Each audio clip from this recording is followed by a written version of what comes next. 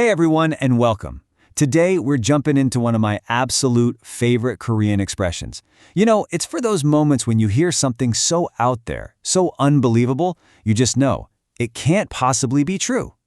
Yeah, you've been there, right? You get some piece of news and it doesn't compute. It completely breaks your brain for a second. It's that feeling of total disbelief where just saying no way doesn't even begin to cover it. Well, guess what? Korean has the perfect phrase for that exact feeling.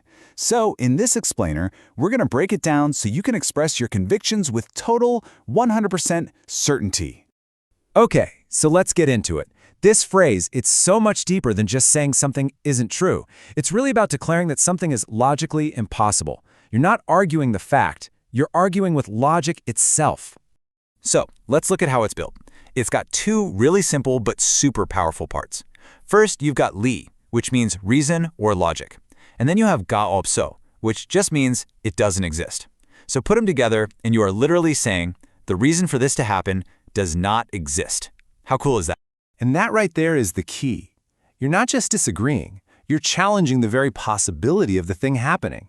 You're saying, hey, based on everything I know to be true about the world, what you just said makes zero sense. So how do we actually put this thing together? Well, the best part is that it follows a really simple, super predictable pattern. You can basically just tack it on to any verb or adjective you want. The grammar is actually a piece of cake. There are just 3 little rules. So if your verb stem ends in a vowel, like 가다, you just add 릴 리가 없어. Easy. If it ends in a consonant, like 먹다, you add 을 리가 없어. And for the past tense, it's just as simple. You just add 을 리가 없어 right onto the past tense stem. That's it. See? Not so bad.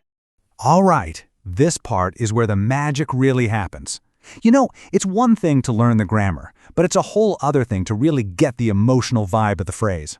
This is all about that moment when your deeply held beliefs crash head-on with a surprising new reality.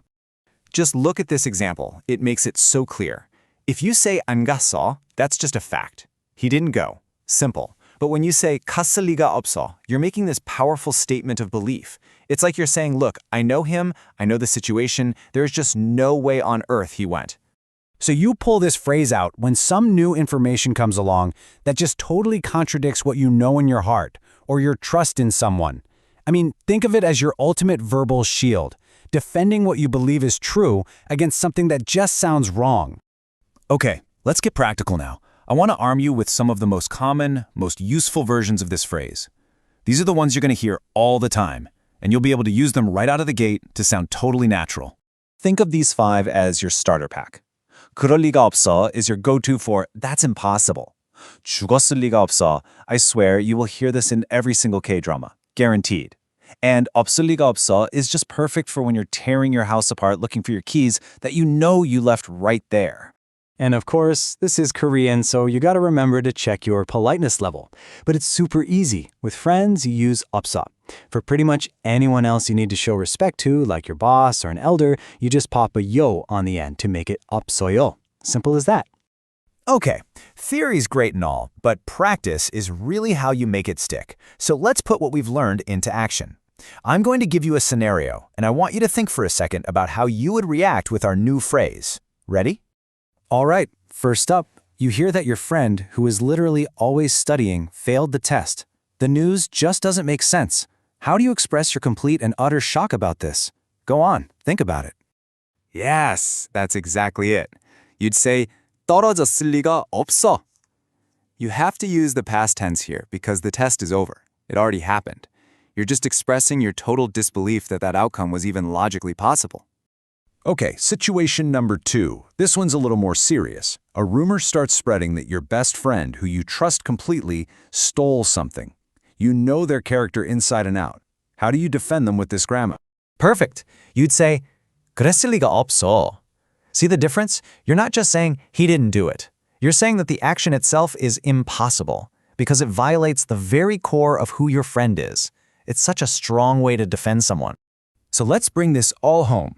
If you remember one thing from today, let it be this. This phrase, it is so much more than just another grammar rule you have to memorize for a test. Really, it's about connecting on a much deeper level. It's a tool that lets you stand up and say, wait a minute, what I'm hearing right now does not align with my fundamental understanding of the world. It's about expressing real, genuine conviction. And that kind of leaves us with a bigger question, doesn't it? Mastering a language isn't just about learning facts and words. It's about learning how to share the whole range of human feelings. You've just nailed how to express powerful disbelief. So, what feeling are you going to learn how to express next?